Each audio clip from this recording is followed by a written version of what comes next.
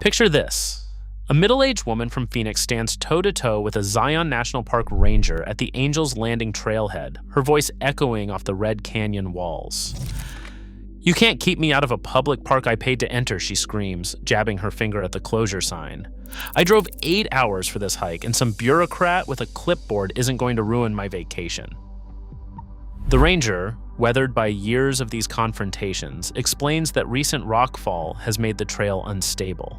Flash flood warnings are in effect. The woman's response? "I've hiked harder trails than this. You people just want to control everything. This is America, not communist China."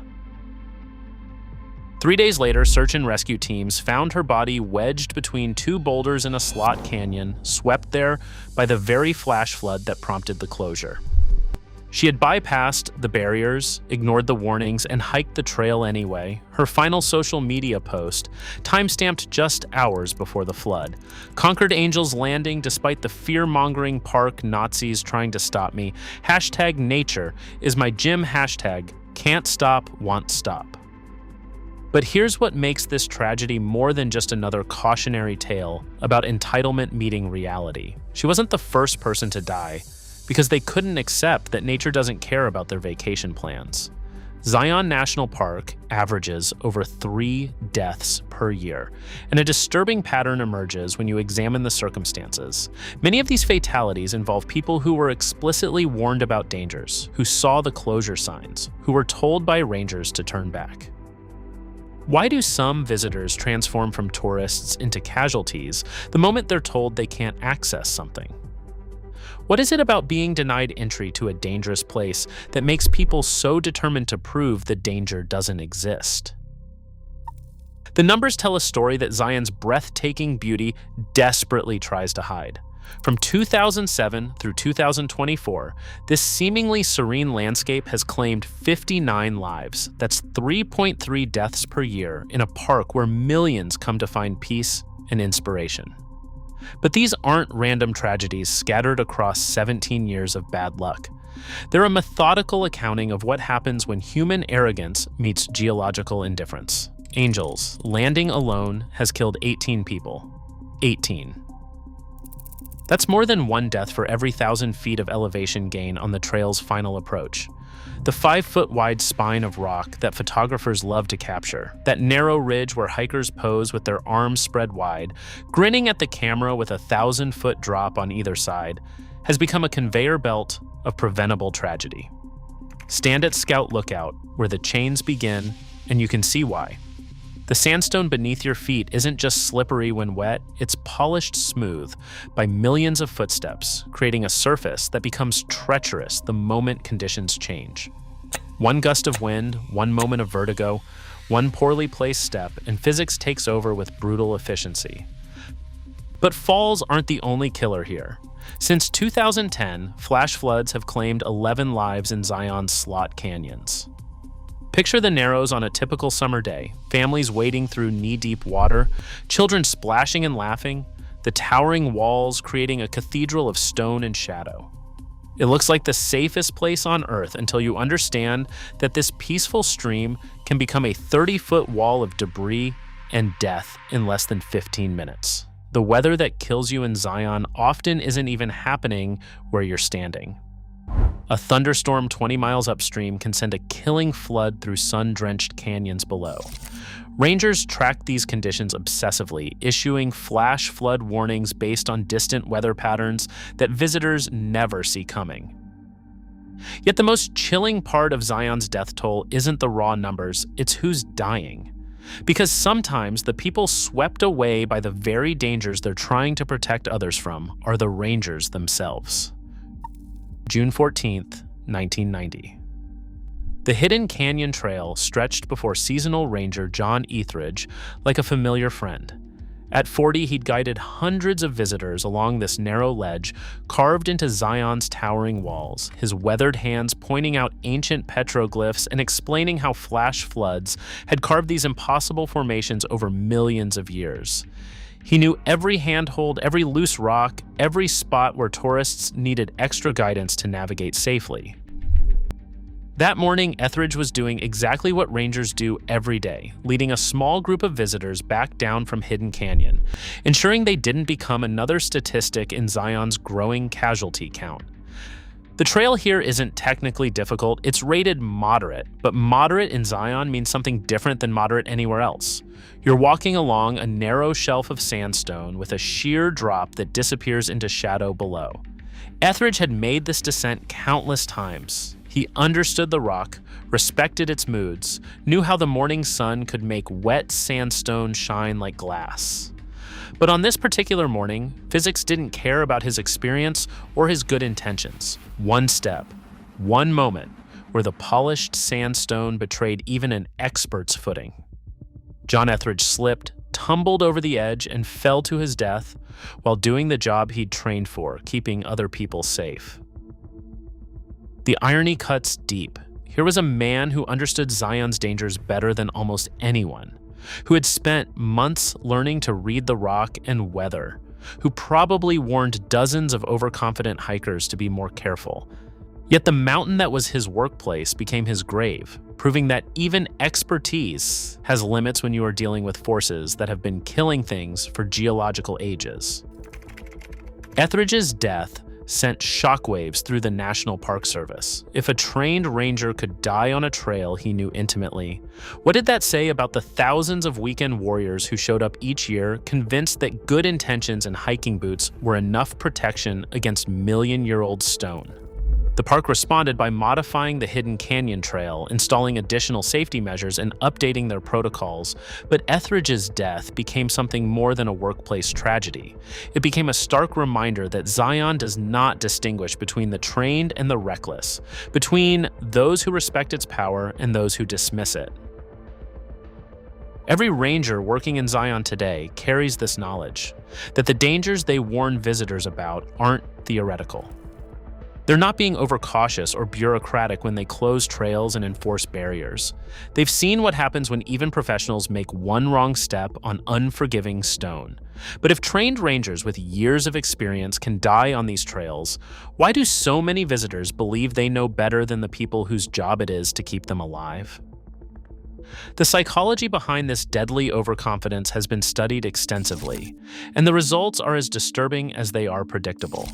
Researchers at multiple national parks have documented what they call warning sign blindness, the phenomenon where tourists literally walk past clearly posted danger signs without processing their meaning. In one study at the Grand Canyon, observers watched as 73% of visitors approaching a restricted cliff area read the warning signs but continued past the barriers anyway. But this isn't simple illiteracy or language barriers. These are educated people who can read and understand English perfectly well. What's happening is something far more dangerous, a psychological process where people convince themselves that warnings don't apply to them personally. The sign says, "Danger, unstable rock," but their internal monologue translates it as danger for other people who aren't as careful as me. Dr. Sarah Chen, who studies risk perception in recreational settings, calls this optimism bias on steroids. She explains, when people are on vacation, they're already in a heightened emotional state. They've invested time, money, and anticipation into this experience. Being told they can't do something they've planned feels like theft of their precious leisure time. This vacation mindset creates a perfect storm of bad decision-making. People who would never dream of ignoring a road closed sign in their hometown will climb over barriers in a national park because they've mentally categorized the experience as adventure rather than transportation. The same person who religiously follows safety protocols at work becomes convinced that rules in nature are merely suggestions. Take the woman from our opening story. Her social media history reveals a pattern that's become tragically familiar to park rangers. Months before her fatal Zion trip, she'd posted photos from Yellowstone where she'd clearly left designated paths to get closer to thermal features. Her caption read, "Sometimes you have to break a few rules to get the perfect shot. #worth the risk. #live your best life." The comments section told the whole story, friends applauding her adventurous spirit, family members expressing concern, only to be dismissed with laughing emojis and responses like, "You worry too much." One prescient comment from her sister, "Please be careful, those signs are there for a reason," received a reply that now reads like an epitaph. I know my limits better than some park ranger who's never met me. What's your own relationship with warning signs when you're traveling? Have you ever found yourself thinking the rules were overly cautious, or that your experience made you an exception to posted restrictions? This "I know better" mentality isn't just arrogance. It's a documented cognitive bias that intensifies in recreational settings. Psychologists have identified several factors that make people more likely to ignore warnings when they're on vacation. The sunk cost fallacy, "I paid good money for this trip," social proof, "other people are doing it too," and what researchers call magical thinking, the belief that bad things happen to other people, not to them. But nature doesn't care about your vacation budget, your hiking experience, or your Instagram followers. When conditions turn deadly, the mountain doesn't pause to consider whether you're a seasoned adventurer or a weekend warrior. May 29th, 1992. The morning dawned clear and bright in Zion Canyon, with families already spreading picnic blankets and hikers lacing up their boots for what promised to be a perfect day in the wilderness. The weather forecast showed typical late spring conditions, warm, dry, with scattered clouds that looked more decorative than threatening. But 20 miles upstream, something entirely different was building. Around noon, a localized storm cell began forming over the high country, the kind of weather system that meteorologists call a pulse storm, intense, focused, and capable of dumping massive amounts of water in a very short time. The hikers enjoying lunch in the Narrows had no way to see it coming.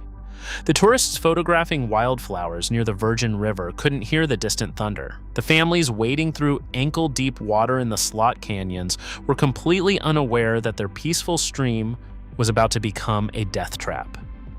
At 2:47 p.m., the storm unleashed its fury. What happened next illustrates why Zion's rangers don't just suggest that people check weather conditions, they demand it. The pulse storm didn't just bring rain, it brought hail the size of golf balls, winds that turned the narrow canyons into wind tunnels, and a temperature drop of 30 degrees in less than an hour. Hikers who had been comfortable in shorts and t-shirts suddenly found themselves trapped in conditions that could kill them through hypothermia in a matter of hours. Sarah Martinez, a nurse from Denver, was hiking the Narrows with her teenage daughter when the storm hit. Years later, she would describe those first moments. One minute we were taking pictures of the canyon walls, and the next minute, it was like someone had turned off the sun and opened the gates of hell. The water went from clear to brown to black, and the sound was like a freight train coming straight at us. The hail came first, bouncing off the narrow canyon walls and creating a percussion symphony of terror.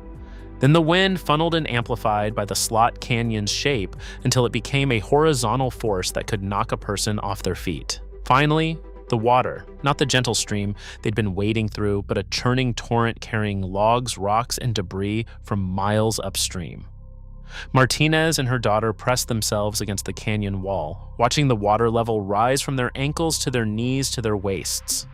The temperature of the water, fed by snowmelt and the sudden storm, dropped to a bone-numbing 45 degrees. Within 20 minutes, both were showing signs of hypothermia, uncontrollable shivering, confusion, loss of fine motor control. My daughter kept asking me what we should do, Martinez recalls, and I realized I had no idea. We were trained for medical emergencies, but this was something else entirely. Nature had just shown us how small we really were. They survived because other hikers formed a human chain to help them reach higher ground, and because the storm moved through the area relatively quickly. But 17 people were treated for hypothermia that day.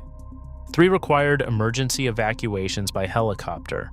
The Narrows remained closed for a week while crews cleared debris and assessed damage. The 1992 storm became a case study in how quickly conditions can turn fatal in Zion's slot canyons. But it was just a preview of what was coming. March 15th, 1993. A different kind of disaster struck when an earthen dam on Taylor Creek, built decades earlier for irrigation, suddenly failed during spring snowmelt. The dam break sent a 15-foot wall of water, mud, and debris roaring through the canyon system at speeds approaching 25 miles per hour.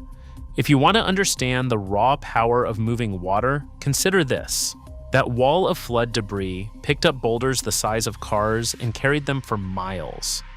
It stripped trees from the canyon floor and deposited them hundreds of feet up the walls. When the water receded, investigators found a pickup truck that had been parked near the creek buried under 6 feet of mud and rocks. Fortunately, the dam break occurred in an area with fewer hikers, but it served as a brutal reminder that the dangers in Zion aren't always visible or predictable. The dam had stood for 40 years without incident. There were no warning signs because no one knew it was about to fail. This is the reality that rangers try to communicate when they close trails and restrict access. Nature operates on timescales and with forces that make human planning almost irrelevant. The mountain doesn't care about your vacation schedule because it's been killing things for millions of years longer than humans have been taking vacations. But perhaps no recent tragedy illustrates this better than what happened to Jennifer Walsh in November 2022. Walsh, a 35-year-old teacher from Salt Lake City, entered the Narrows with her husband on what should have been a routine day hike. The weather was cool but clear, the water levels were normal, and they had proper gear, including wetsuits and hiking poles. What they didn't account for was how quickly the human body loses heat when surrounded by 50-degree water in a narrow canyon where the sun disappears early in the afternoon. If you've never subscribed to a channel about outdoor safety and wilderness survival, now might be the time not to support me, but to join the community of people who understand that knowledge can literally save your life in places like this. Walsh and her husband had planned a modest hike up the Narrows, maybe 2 miles in and back, but they underestimated how the cold water would sap their strength and how the canyon's walls would block the warming afternoon sun. By the time they realized they were in trouble, Walsh was already showing signs of severe hypothermia, slurred speech, confusion, and loss of coordination. Her husband tried to help her back downstream, but hypothermia is a progressive condition. As her core body temperature dropped, Walsh lost the ability to make rational decisions or even walk steadily. They were forced to spend the night in the canyon, pressed against the rock walls, waiting for rescue. When rangers found them the next morning, Walsh was unresponsive. Despite immediate medical attention and evacuation by helicopter, she was pronounced dead from hypothermia. Killed not by a flash flood or rockfall, but by the simple, inexorable process of her body losing heat faster than it could produce it. The truth about places like Zion isn't that they're trying to keep you out, it's that they're trying to keep you alive long enough to appreciate what you came to see. Every closure sign, every permit system, every ranger stationed at a trailhead represents decades of accumulated wisdom written in blood and carved in stone. But here's the uncomfortable reality that no park brochure will tell you. The National Park Service cannot eliminate risk. They cannot make Angel's Landing safe any more than they can make the ocean stop having waves. What they can do is give you the information you need to make an informed choice about whether to accept that risk. The woman who screamed at that Zion Ranger wasn't just demanding access to a trail, she was demanding the right to gamble with her life using someone else's chips. When she bypassed those barriers and hiked into that slot canyon, she wasn't just risking her own death, she was risking the lives of the search and rescue volunteers who would have to recover her body. She was traumatizing the other hikers who would find her remains. She was adding another statistic to a park that already carries too many ghosts. Think about the rangers who work in these places every day. They're not bureaucrats with clipboards. They're people who've chosen to spend their careers in some of the most dangerous workplaces in America because they believe these landscapes are worth protecting. When Ranger John Ethridge died on Hidden Canyon, he was doing exactly what that woman refused to let rangers do for her, keeping people safe from dangers they couldn't see coming. The irony is devastating. The very people who complain most loudly about safety restrictions are often the ones who need them most. The experienced hikers, the ones who understand that mountains don't negotiate, rarely argue with closure signs. They know that the difference between adventure and tragedy is often just one decision, the decision to turn around when conditions say no, even when everything inside you says yes. So when you find yourself standing at your own Angel's Landing trailhead, facing your own ranger with a clipboard, remember that woman from Phoenix. Remember her 8-hour drive, her vacation plans, her absolute certainty that she knew better than the people trying to save her life. Remember that the question isn't whether you can bypass the barriers or ignore the warnings. It's whether you're willing to become the answer to why those barriers exist in the first place. Because in the end, the mountain always wins the argument, and it never has to explain itself to anyone.